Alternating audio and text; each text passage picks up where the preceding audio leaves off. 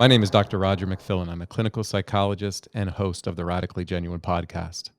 I observe a minority of people on social media and other anecdotal reports of people who firmly assert that antidepressants have been life saving for them or that they rely on them for stability. Despite my outspoken concerns regarding the harms and distorted efficacy of antidepressants, it is crucial for me to recognize and validate the experience of people who believe the drug helped them. I firmly believe that informed consent is necessary when it comes to any drug. We should have a comprehensive understanding of both the potential risks and benefits before making a decision. In this context, I would like to specifically address any potential short term benefits of taking an antidepressant, while also communicating the reasons why individuals may report a benefit that could be unrelated to the drug itself.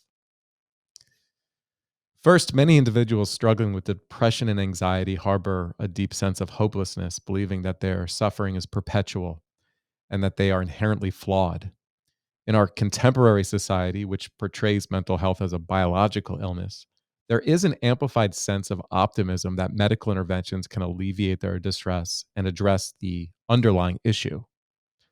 This sense of hope can be a powerful motivator, inspiring cognitive and behavioral changes that are essential in overcoming depression. We can never underestimate the role of hope and optimism when it comes to someone struggling with their mental health. Secondly, an enhanced placebo response refers to a phenomenon where the placebo effect is more pronounced or stronger than expected. The placebo effect is the psychological and physiological response that occurs when a person experiences improvements in the symptoms or conditions they're experiencing after receiving a treatment or intervention that is inactive or has no therapeutic effect. In the case of an enhanced placebo response, individuals may experience more significant improvements in their symptoms or conditions simply due to their beliefs, expectations, or perceptions about the treatment they are receiving, even if the treatment itself does not have any active ingredients or therapeutic properties. SSRIs are a psychoactive substance that acts on the brain. So, when studied in trials, the participants and treatment providers often knew they received the drug.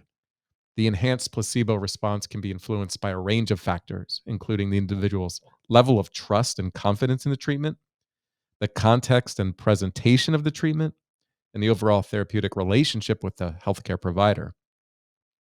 In addition to these factors, language itself can have a powerful impact. The way we label a medication, such as referring to an SSRI as an antidepressant, can significantly shape our expectations and beliefs about its effectiveness. The use of such terminology can influence our perception of the medication's purpose and potential benefits, potentially amplifying the placebo response. It highlights the important role that language plays in shaping our psychological and physiological responses to treatments, emphasizing the need for careful consideration of the words we use when discussing medications and their effects. Additionally, individuals struggling with depression and anxiety often experience invalidation both from themselves and others. They may be self critical and feel shame about their struggles. Framing depression or anxiety as a medical condition can provide acknowledgement that their pain is real, affirming the legitimacy of their experiences. By recognizing these conditions as medical issues, individuals may alleviate the burden of self blame, guilt, and shame. They may find solace in understanding that their difficulties stem from an illness rather than personal shortcomings or perceived deficits. It may lead to temporary improvements in their well being and alter how others react to them, fostering more understanding and supportive relationships. Finally, a high percentage of people report emotional numbing, detachment, and an overall reduction in their ability to feel any emotions. For those in a state of high emotional distress, this can be perceived as relieving and instill hope for future recovery. However, it's important to recognize that this perceived benefit of emotional numbing may not be universally experienced and can have adverse effects.